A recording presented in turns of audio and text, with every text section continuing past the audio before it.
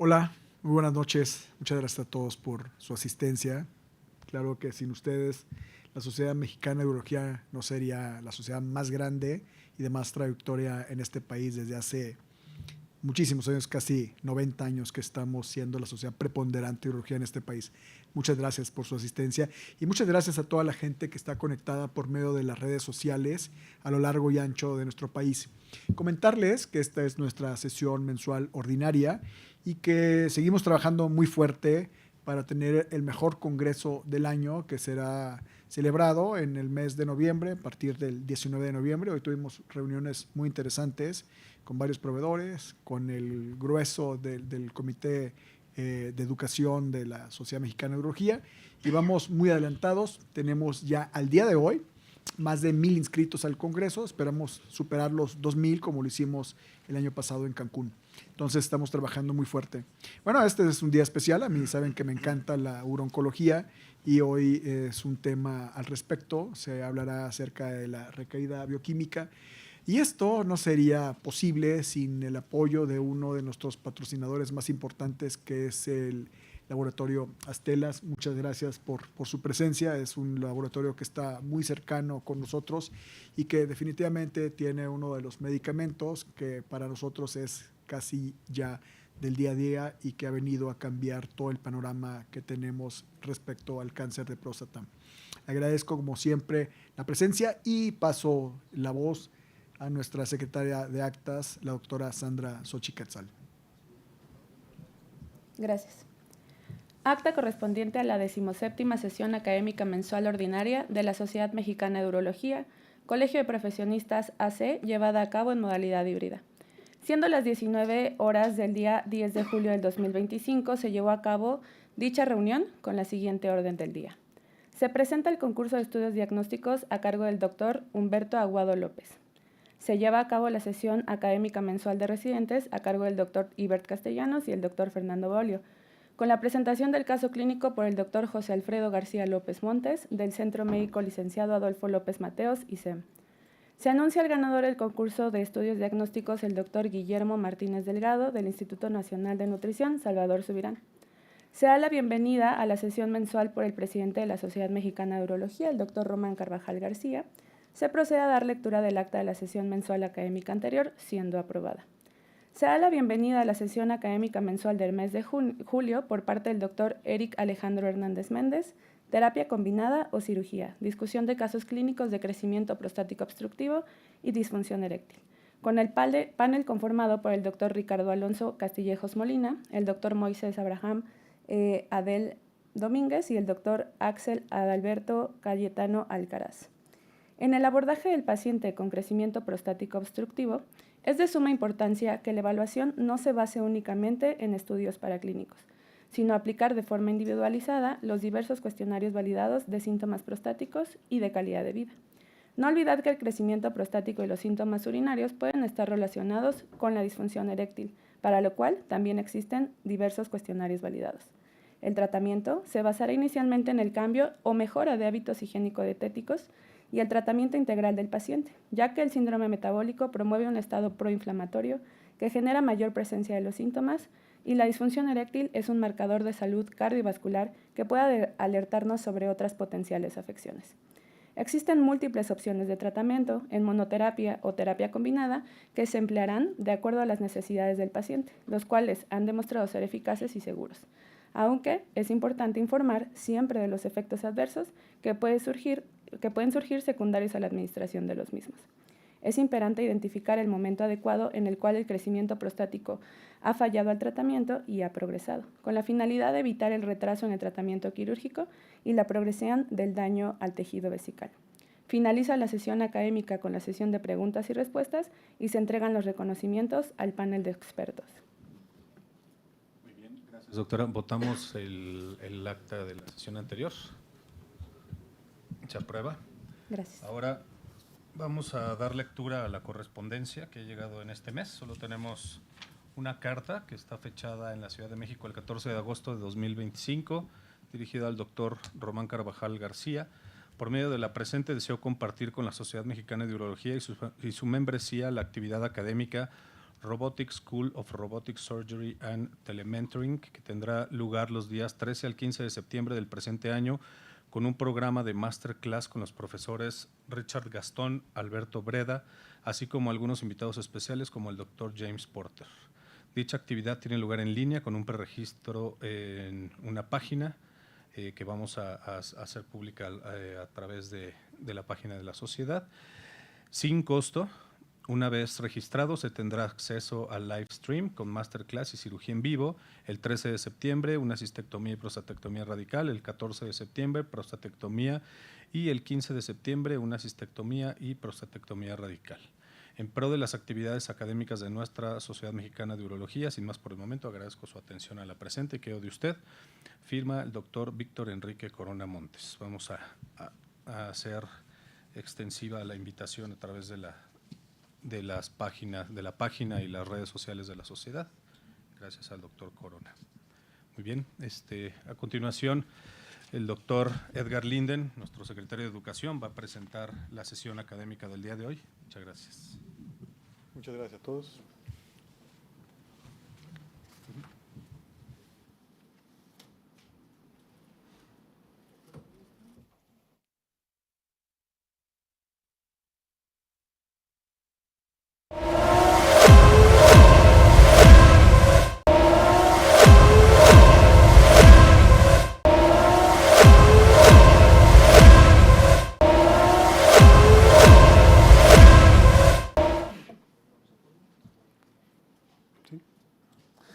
Muy buenas noches a todos. Estamos muy agradecidos con el laboratorio Astelas, que es uno de nuestros principales colaboradores a lo largo de estos 2 años en la Sociedad Mexicana de Urología. Y estamos muy contentos también por la sesión que se llevará a cabo el día de hoy, la cual pues trataremos un tema de suma importancia, el cual será abordaje diagnóstico y terapéutico en recurrencia bioquímica en cáncer de próstata.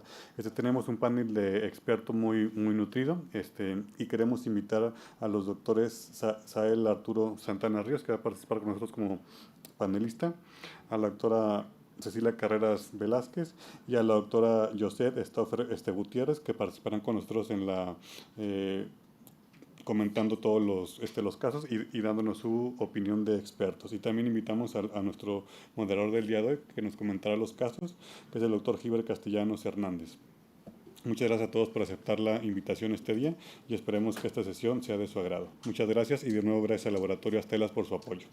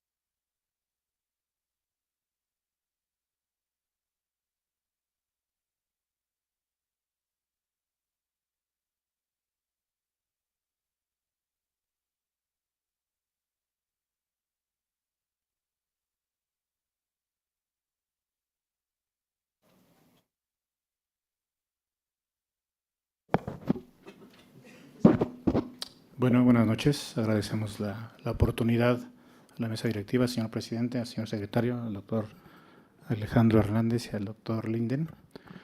Y bueno, vamos a hacer una modalidad como de diálogo sin confianza, me dijeron. vamos a platicar con los expertos. Bueno, vamos a presentar el caso. Es un masculino de 72 años de edad. Él es originario del estado de Veracruz, residente del estado de México, laboró como ingeniero, fue docente también. Tiene antecedente de madre con diabetes y SEA en el sistema nervioso central, un hermano con diabetes y un hermano con antecedente de cáncer renal. El paciente tiene antecedente de isquemia cerebral transitoria en marzo de 2016, únicamente fue manejado conservadoramente y actualmente se encuentra con nimodipino, aspirina y atorvastatina, aparentemente sin secuelas neurológicas. Tiene antecedente de que a los 27 años se hizo una amidalectomía y una resección de pólipos nasales, y en octubre de 2016 se realizó una resección transuretral de próstata en medio privado. Y bueno, el paciente acude con nosotros porque posterior a la resección transuretral de próstata se obtiene un hallazgo histopatológico de un adenocarcinoma Gleason 3+3 que involucra 2 de 66 fragmentos, neoplasia intraepitelial prostática en 1 de 66 fragmentos, invasión perineural focal presente, no se identifica invasión linfovascular y el resto es hiperplasia fibromuscular adenomatosa, inflamación crónica inespecífica. A la exploración el paciente se encuentra consciente, orientado, buena coloración, ruidos cardíaco-rítmicos, buena intensidad, campos pulmonares bien ventilados, como dicen, cardiopulmo abdominogenital sin compromiso. A la exploración digitorrectal encontramos una próstata grado 2 sin sospecha de malignidad. No se encuentran induraciones, no se palpan nódulos. Y bueno, aquí en este escenario de un paciente con este hallazgo categorizado como un T1A, ¿no? ¿Qué consideran en el manejo, doctor Sael?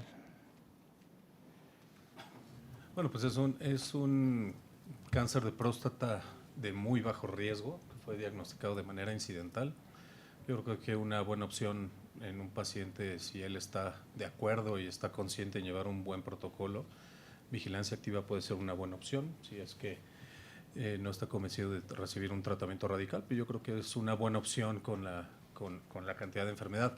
Creo que sería importante, si vamos a ofrecerle vigilancia activa y tener un buen protocolo, lo importante de la vigilancia activa es hacerla bien. Creo que actualmente utilizar la imagen como la resonancia para tener bien la extensión de la enfermedad sería muy importante, sobre todo porque pues, es una resección transuretral de una zona de la próstata donde sabemos que no necesariamente puede haber mayor volumen de enfermedad y podemos tener más enfermedad en otro sitio, pero creo que un tratamiento conservador puede ser buena opción en él. Muy bien.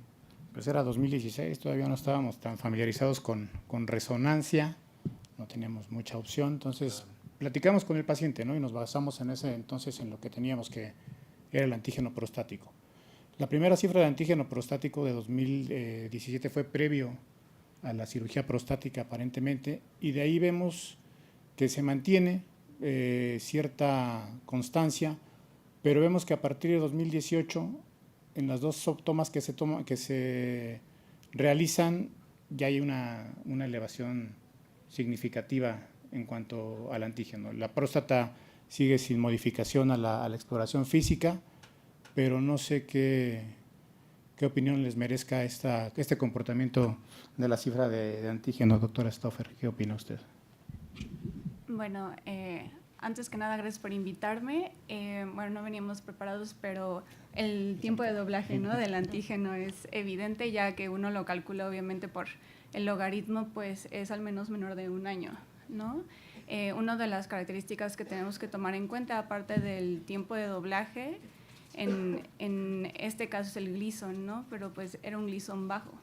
Entonces, según las guías europeas, podemos tomarlo como un paciente con, digamos, recurrencia bioquímica de alto riesgo solo por el tiempo de doblaje. Ya más adelante, si quieres, hablamos de los estudios y esto. Ok, perfecto. Pues ante esto y viendo que tuvo una elevación considerable, todavía en guías todavía lo considerábamos bajo riesgo, no teníamos una evidencia de que pudiera tener progresión, por eso no hicimos algún estudio de extensión en este escenario y decidimos someter al paciente a una prostatectomía radical. Entonces, ya al realizar la prostatectomía radical vemos que nos cambia el Gleason, ¿no? O sea, tenemos estaba subestadificado con el RTUP, como bien decía el doctor Santana. Entonces, aquí nos reportan un Gleason 4+3 en zona periférica, el volumen del tumor del 20%, encontramos cápsula libre de tumor, ápex libre de tumor, vesículas seminales libres de tumor, no identificamos permeación linfovascular, se realiza linfadenectomía pélvica derecha con 9 ganglios libres de tumor y la izquierda 11 ganglios libres de tumor. Entonces, administrativamente el paciente parecía que estaba curado, ¿no? No teníamos alguna situación de patología adversa, me refiero a eso, ¿no? O extensión extraprostática.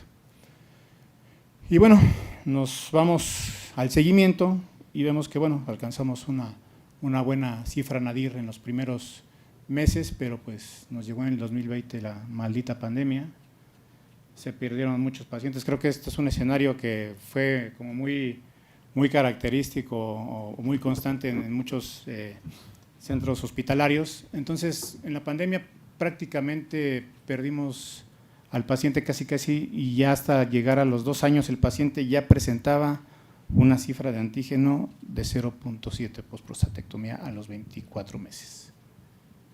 ¿Qué opinión tienen?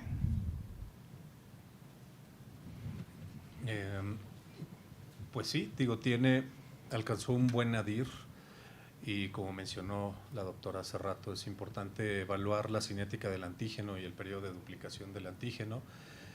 Evidentemente es un paciente que tiene una recurrencia bioquímica que seguramente empezó desde los 16 meses posteriores.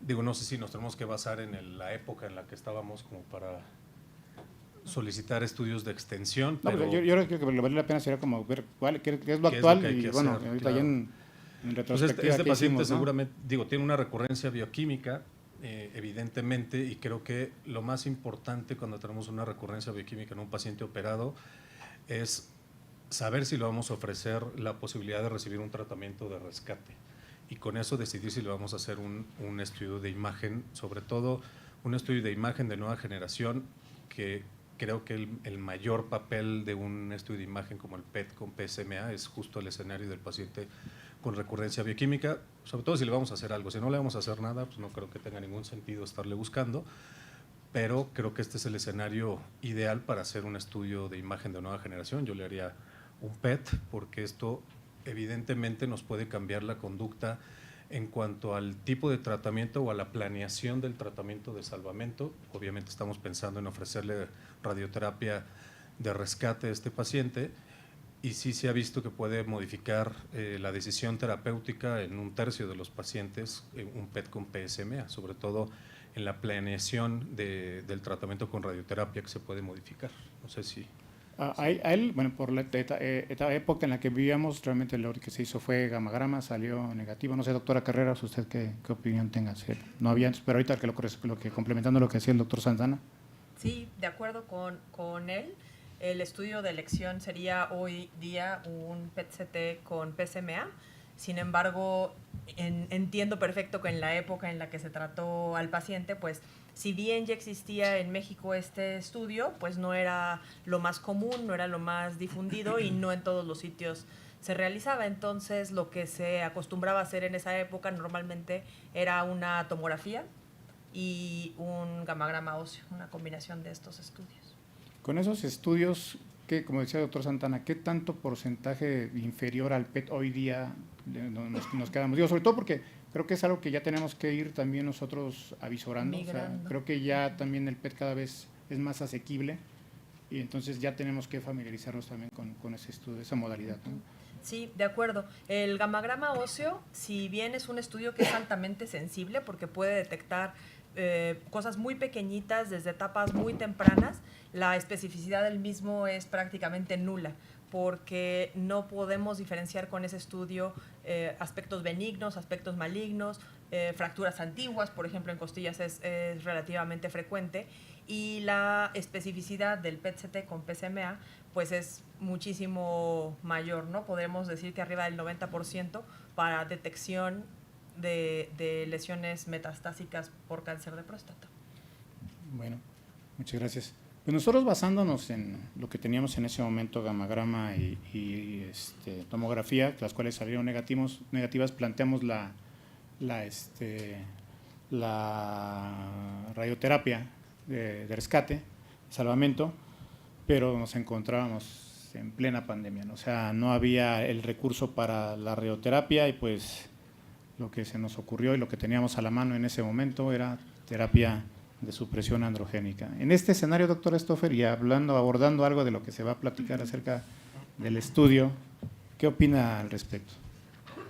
Bueno, primero entiendo también esta parte de que ya tenemos que migrar el PET y todo esto, pero pues así como en enfermedad metastásica, en recurrencia bioquímica, todos los estudios están hechos con estudios convencionales, ¿no? Es algo como importante para tomar en cuenta justo los criterios de los pacientes que se incluyen en este tipo de ensayos. Este paciente en particular no cumple los criterios del EMBARC, ¿no? Que sería ellos justo como utilizan estudios convencionales, no es como los criterios que utilizan las guías europeas, ¿no? Para poder definir recurrencia bioquímica.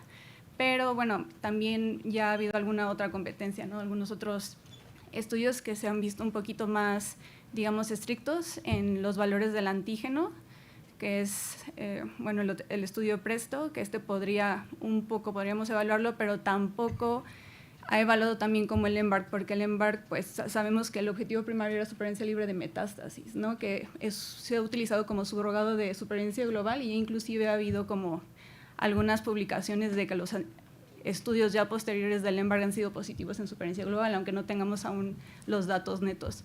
Entonces, pues creo que este paciente no cumple, ¿no? Como tal con los criterios para que podamos intensificar el tratamiento con alguna terapia de nueva generación hasta ahorita. O sea, aquí fue una cuestión solo para intentar disminuir la progresión en lo que tendríamos o tuviéramos el recurso de la radioterapia, el cual nunca tuvimos. Entonces tuvimos el paciente con 18 meses con terapia de supresión androgénica y lo dejamos en intermitencia. O sea, no continuamos más con terapia de supresión androgénica. De hecho, las dos primeras cifras, la de 0.4 y 0.3, todavía se tomaron cuando el paciente estaba bajo las aplicaciones de terapia de supresión androgénica. De ahí en adelante se quedó descansando del tratamiento, una fase de intermitencia, y vimos el comportamiento de la cifra del antígeno prostático. No sé qué opina usted, doctor Santana. Ya las cifras desde el 2021 ya está sin bloqueo androgénico. Sí, la cifra ya del 21 de marzo del 21 ya era sin bloqueo androgénico. Digo, considerando lo que hacíamos antes, que era pues, las opciones que teníamos, que digo, ante un paciente que no tenía la posibilidad de recibir radioterapia de salvamento, pues el bloqueo androgénico era una buena opción, y el utilizar la terapia intermitente, pues también, sobre todo para disminuir toxicidad. Incluso había publicados criterios para hacer al paciente reiniciarlo en cuanto a la terapia de deprivación androgénica en pacientes metastásicos, no metastásicos. Digo, evidentemente iba a tener una respuesta, más del 90% de los pacientes tienen respuesta al bloqueo androgénico, pero eventualmente, si lo dejamos en vigilancia, este paciente va a progresar y eventualmente bioquímicamente va a progresar y probablemente también radiológicamente. Entonces, independientemente de esto, en cuanto hubiera el recurso, yo le volvería a ofrecer una terapia de salvamento mientras el paciente no progrese. Y bueno, continuamos la elevación del antígeno, ya la velocidad de la duplicación ya era de 4.6 meses, se hizo este PET. Bueno, no sé si lo quiera que lo deje, doctora Carreras. Sí, realmente tuve oportunidad de revisar el PET con únicamente estas imágenes, no tengo otros cortes ni posibilidad de visualizarlo en una pantalla de alta resolución demás, pero a simple vista lo que alcanzo a ver es un estudio negativo con biodistribución normal y no había ninguna cuestión que me llamara la atención. Probablemente en la imagen que sigue, que son las proyecciones de máxima intensidad en anterior y en posterior, se alcanza a ver un poco mejor la suma de todas las imágenes y no hay ninguna lesión o alguna zona sugestiva de concentración anormal del radiofármaco que hiciera pensar que tuviera actividad local o a distancia, no lo veo. Y ahora la pregunta sería, tenemos persistencia, elevación de antígeno y un PET negativo.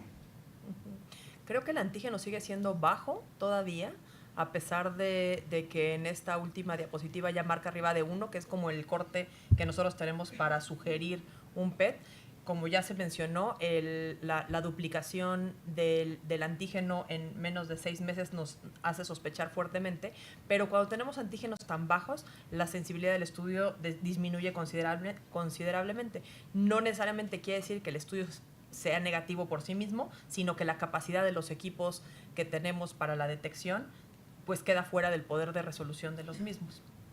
Y entonces, ante este escenario, ¿qué es lo que mandaría más? ¿El PET, el antígeno? ¿Para tomar cuál decisión? ¿Tomo yo? Bueno, creo que en este escenario en particular, más que la imagen nos tiene que dar más o hablar más, o ayudar a tomar la decisión, la duplicación del antígeno, ¿no? El comportamiento que ha tenido. Sabemos que la recurrencia bioquímica, el hecho de no tener enfermedad y tener un estudio, ¿no?, como de medicina nuclear, no está muy bien estudiado, ¿no? No tenemos mucha evidencia de qué hacer realmente en estos escenarios. Hay evidencia, pero hay muy poca.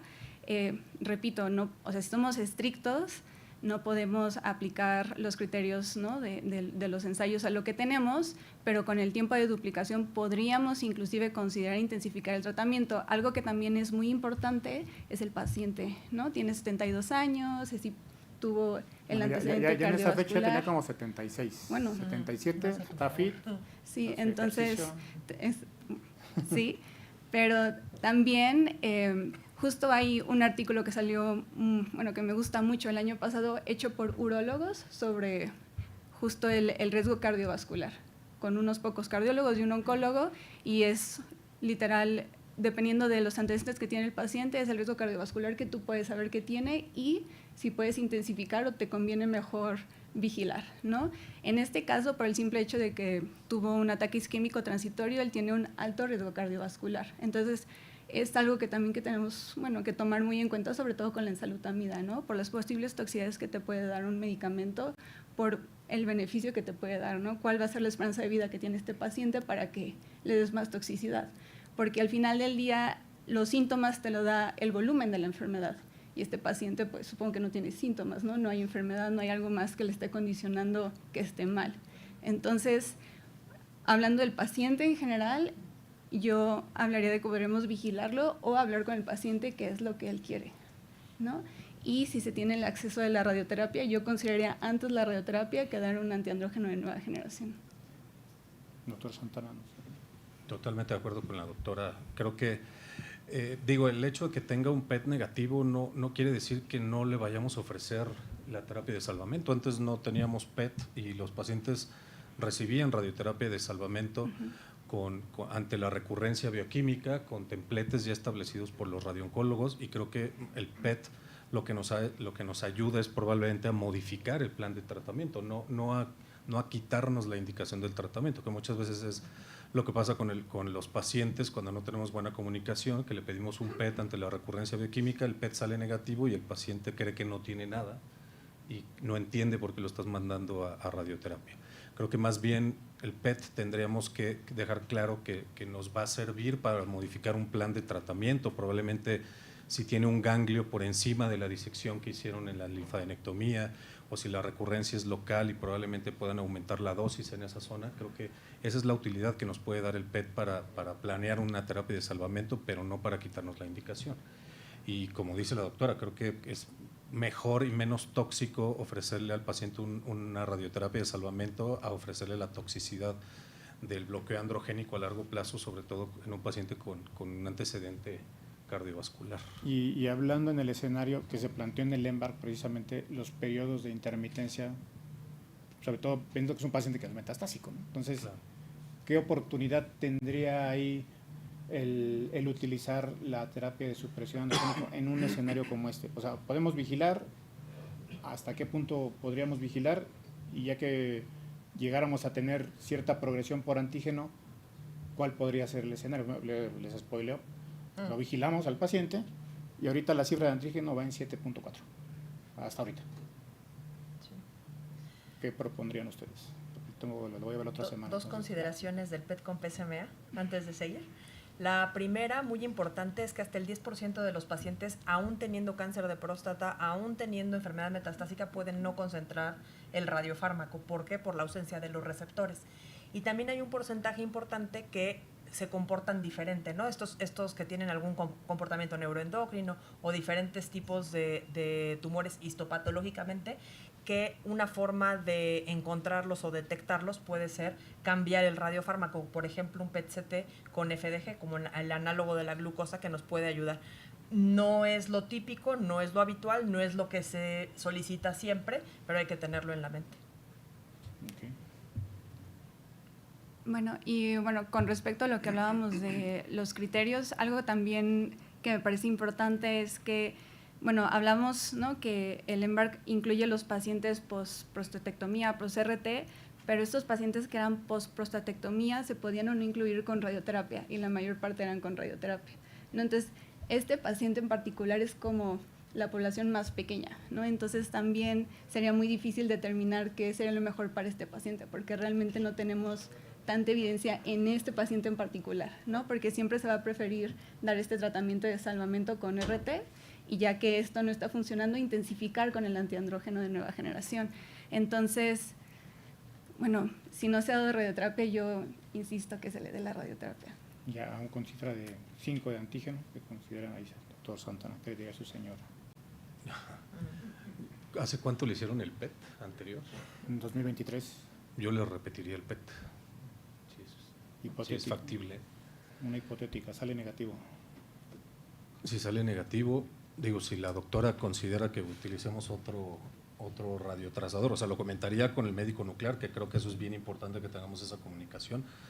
Creo que no tenemos una histología extraña como para pensar alguna otra cosa, pero sí consideraría la opinión del médico nuclear si vale la pena utilizar otro radiotrazador, y si aún así es negativo, pues yo le daría radioterapia.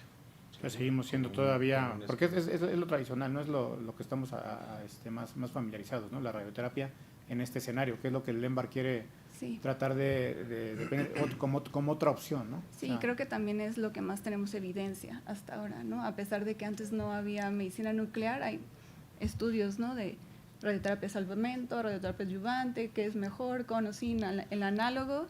Ya que tenemos medicina nuclear, también hay un poco más de estudios con radioterapia.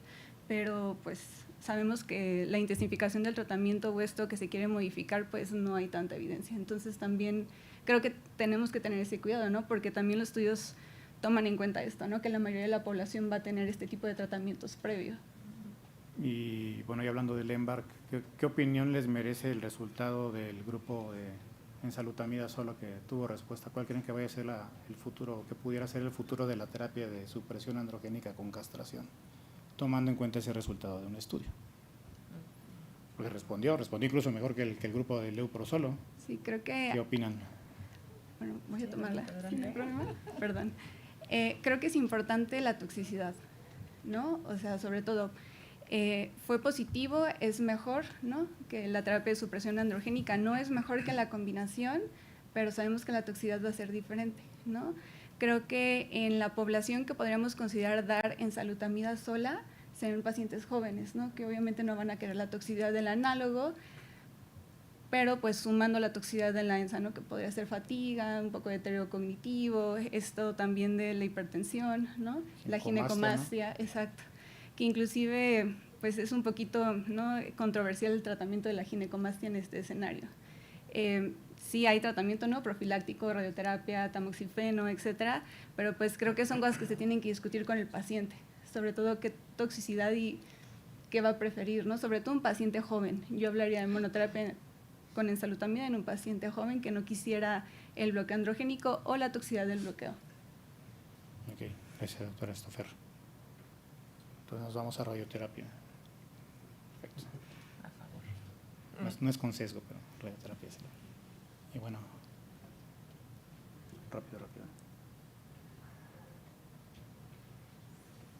¿Tenemos otro caso? ¿Nos da tiempo? Sí, nos da tiempo. ¿Ya tenemos 3 horas? Okay.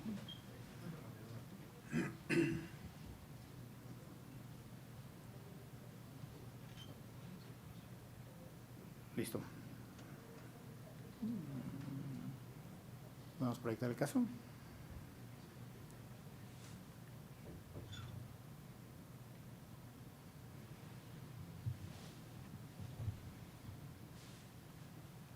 Ahí está. Bueno. Este es un paciente masculino de 73 años. Él laboró como electricista, tiene antecedente de padre con diabetes mellitus y un hermano con cáncer de próstata. Él tiene antecedente de hipertensión arterial, manejado con el anapril, la argiopenicilina, tiene colecistectomía hace 40 años y una resección transuretral de próstata hace 4 años. El paciente nos llega por un cuadro de retención aguda de orina. Él llega a urgencias con plétora vesical, dolor abdominal, se coloca sonda transuretral, se drena 1200 cc de orina y bueno, se deja la sonda. Una semana después, ya bajo efecto de alfa-bloqueo, se retira la sonda y vuelve a caer en retención aguda de orina, por lo que se realiza resección transuretral de próstata. A la exploración se encuentra el paciente en ese momento consciente, con ruidos cardíacos-rítmicos, presencia de plétora vesical, previa con la colocación de la sonda, y a la exploración dígito-rectal, una próstata grado 2, no sospechosa. Después, el paciente es sometido a una resección transuretral de próstata debido a que no se pudo retirar la sonda, y posterior a la resección nos dan otro diagnóstico de cáncer. Tenemos un adenocarcinoma de próstata acinar, un Gleason 3+4, un ISUP2, con un volumen de tumor 20% del tejido analizado, no se identifica permeación perineural o vascular. La cifra basal de antígeno prostático 3 semanas posterior al retiro de la sonda fue de 8.07 nanogramos. ¿Qué opina, doctor Santana? Pues otro incidental. Evidentemente la indicación de la RTU fue la retención urinaria. Un 3+4 en un paciente de estas características, asumo que está en buenas condiciones, es un riesgo intermedio favorable. Yo creo que puede ser buen candidato a ofrecerle un tratamiento de intención curativa, platicar con él, ofrecerle las posibilidades de hacerle ya sea una cirugía radical o enviarlo a radioterapia. Yo creo que dándole un buen tiempo puede ser buen candidato para cirugía, pero aquí hay que darle la opción al paciente. ¿Cuánto tiempo nos sugiere esperarse para intentar una radical posterior a RTUP? Por lo menos yo sugiero unas 8 semanas, mínimo. Si se puede más, mejor. Pero sí, evidentemente hay algunos aspectos técnicos, sobre todo en el tema del cuello de la vejiga, pero sí, yo no lo haría antes de 8 semanas. ¿Qué tips nos daría así como para tener cuidado cuando tengamos un paciente en este escenario? ¿Cuáles son los puntos así como de que aquí hay que poner el ojo? Sobre todo el nivel del cuello de la vejiga, pegarse muy bien hacia la parte de la base de la próstata y tratar de abrir primero más lateralmente antes de irnos directamente al cuello, para no tener un cuello muy amplio, que no tengamos que hacer una reconstrucción del cuello y sobre todo que no vayamos a tener una lesión del trígono. Pero sobre todo yo creo que es lo más importante, y también la parte de la cara rectal, que muchas veces posterior a una resección transuretral puede haber algo de adherencias o se puede poner un poquito más compleja la disección ahí, pero teniendo ciertos cuidados se puede hacer. Bien. Pues mandamos a radioterapia, no nos sentíamos tan capaces y dijimos, vámonos. Radioterapia 70 Grace en 28 fracciones. El paciente desafortunadamente sí presentó algo de toxicidad posterior a la radioterapia, sobre todo proctitis y una úlcera sacra que tardó un poco en cerrar. Ya se manejó por dermatología y coloproctología, tuvo una adecuada evolución de esos efectos colaterales. Y bueno, fue las cifras de antígeno que se presentaron posterior a la radioterapia. 4 meses después de la radioterapia llegó un antígeno de 2.6 nanogramos, 8 meses posterior a la radioterapia 1.78, 12 meses después sube a 3.48, 14 meses después 4.12. No sé, doctora Stoffer, ¿qué opina respecto a esta curva de antígeno? Pues bueno, al final del día también fue un tiempo de doblaje corto. El antígeno está por arriba de 2 del nadir, ¿no? Estrictamente también. O sea, me gustaría tener tal vez un control más de antígeno para ser un poquito más exactos, ¿no? Porque se puede cambiar un poco, pero bueno, no va a modificarse mucho más de los 9 meses que te pone el EMBARC. Este paciente justo, como le dieron la radioterapia, podríamos considerar intensificar el tratamiento. Las guías también no te hablan de que podrías considerar cirugía. Yo sé que pues el tejido es mucho más, ¿no?, difícil de manipular, etcétera. Te lo ponen antes las guías, ¿no?, a pesar de que ya tenemos la evidencia que es el EMBAR, la intensificación del tratamiento, pero creo que este paciente, bajo ya las condiciones o la valoración inicial, ¿no?, porque también es hipertenso, lo que tenemos que considerar como de antecedentes para poder tratar a un paciente con un antiandrógeno de nueva generación, podría ser pues un buen candidato, porque justo cumple con los criterios del EMBARC. El doctor Carvajal, creo que eres un comentario. Sí, no estoy de acuerdo desde el inicio. Me parece que probablemente fue una RTU mal hecha.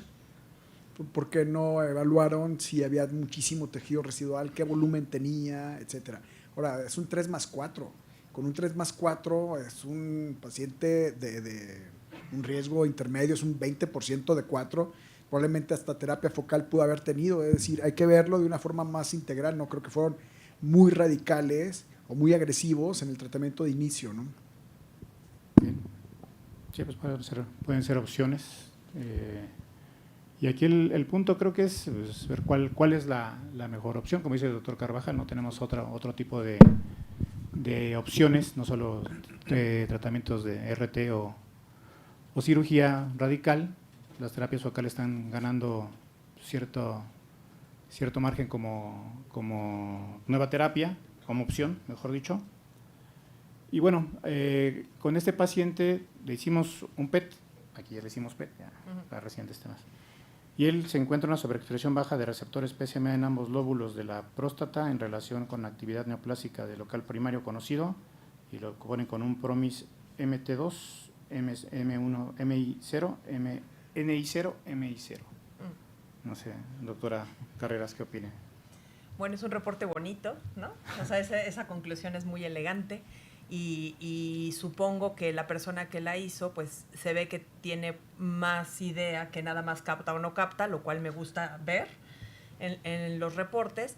Y realmente, si bien la captación que reportan de acuerdo al PROMIS no es una captación alta, pues es un estudio positivo. Afortunadamente no tiene lesiones, por lo menos por medicina nuclear, metastásicas, ni adenopatías tampoco, ni locorregionales ni a distancia, lo cual pues habla de un mejor pronóstico, y realmente las terapias locales podrían ser suficientes para tratar a este paciente. Ok, y una pregunta, en este escenario por radioterapia, ¿qué tanto nos puede cambiar la sensibilidad del estudio de PET? No sé si tenga alguna situación ahí por los cambios que se generan en tejido post-RT. Sí puede haber algunas variaciones, sí se han reportado algunos casos en donde la radioterapia reciente y posterior realizar el PET-CT puede tener modificaciones tanto para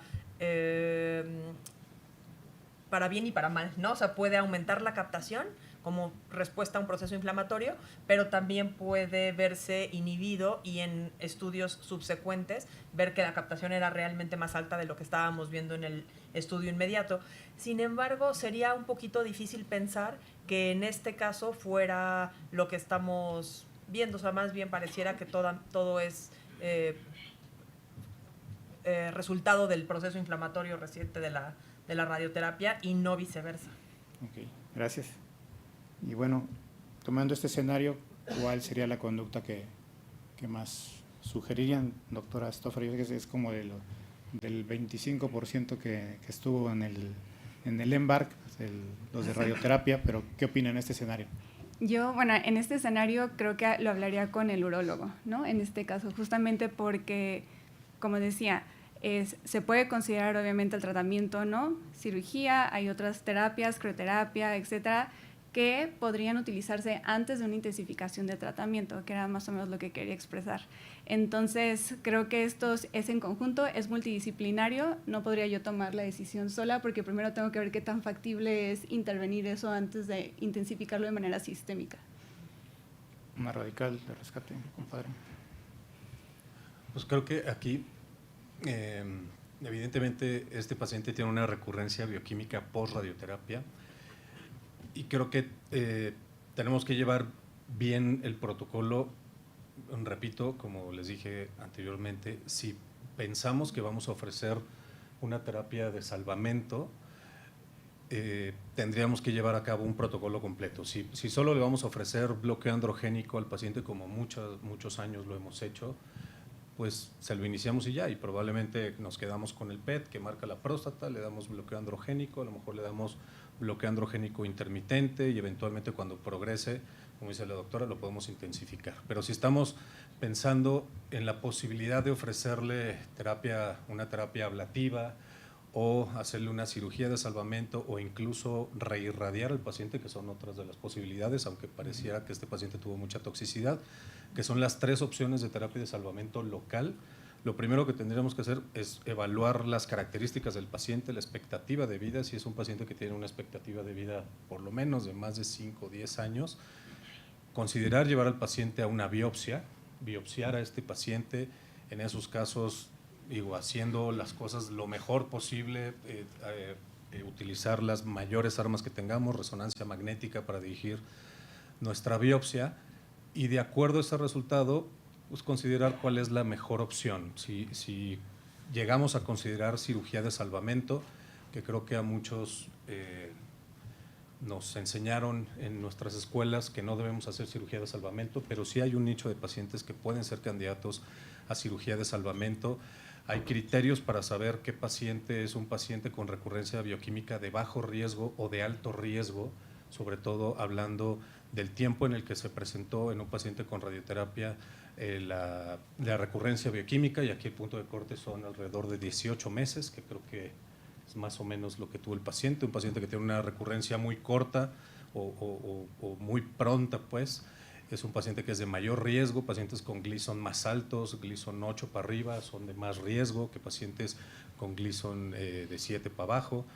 El hecho que tengan pocas comorbilidades, eso puede ayudarnos a seleccionar un paciente que pudiera llegar a ser candidato a una cirugía de salvamento, que sí se puede hacer. Creo que el robot ahorita nos está ayudando mucho para llegar a considerar algunos pacientes muy bien seleccionados a cirugía de salvamento, sobre todo porque es una cirugía que sabemos que va a ser más mórbida. 40% de los pacientes pueden quedar con incontinentes, tenemos más posibilidades de tener lesiones del recto, prácticamente todos los pacientes van a quedar con disfunción eréctil. Entonces son cuestiones que, si vamos a plantearle al paciente, tiene que saber todos los riesgos que tiene el hacer una cirugía de salvamento, y evidentemente pues es una cirugía retadora y demandante que requiere cierta experiencia, no nada más para aventarnos así. El tejido sí cambia mucho, pero se puede hacer, claro, que en un paciente bien seleccionado y bien informado.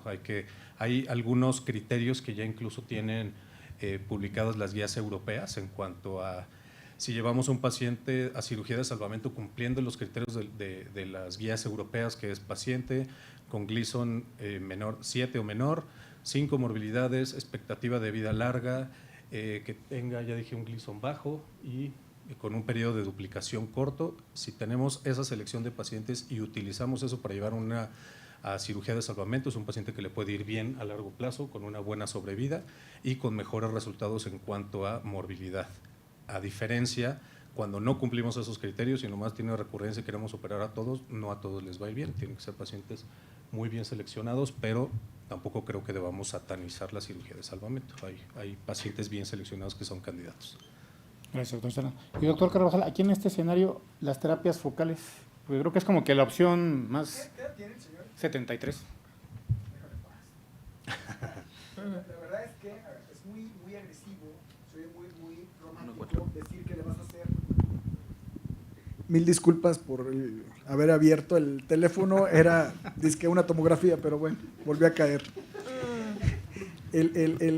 Hay que ver la edad y hay que ver que va a ser muy mórbido. Este paciente tiene una RTU, está abierto el cuello, tiene una cirugía radical, la probabilidad de que tenga incontinencia va a ser muy alta, bastante alta.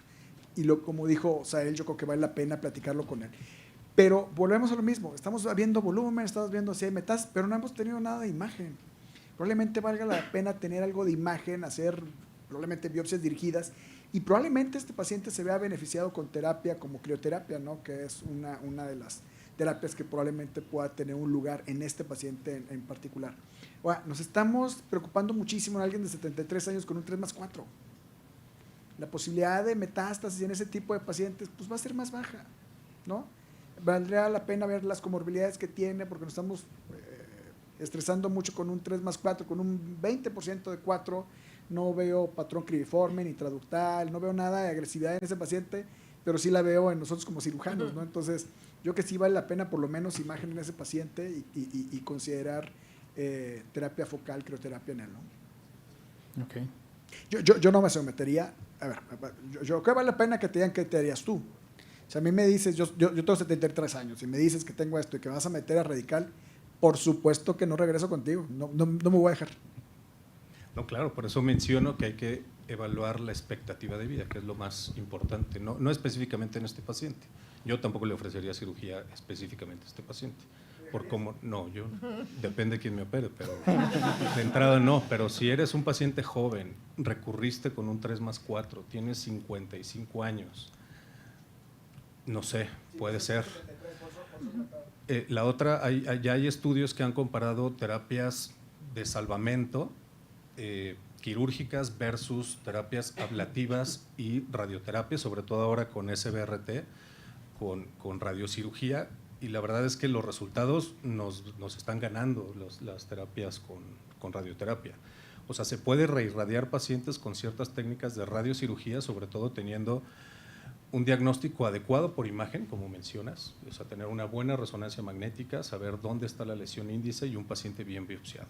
Y también entender, porque los oncólogos médicos son muy dados a dar radioterapia en recurrencia, etcétera, pero me acabo de aventar una semana con un paciente hospitalizado por una cistitis por radiación y en serio no sabía qué hacer, ya sé de que, ¿qué quiere, doctor? Traiga un urólogo, por favor, por piedad, ¿no?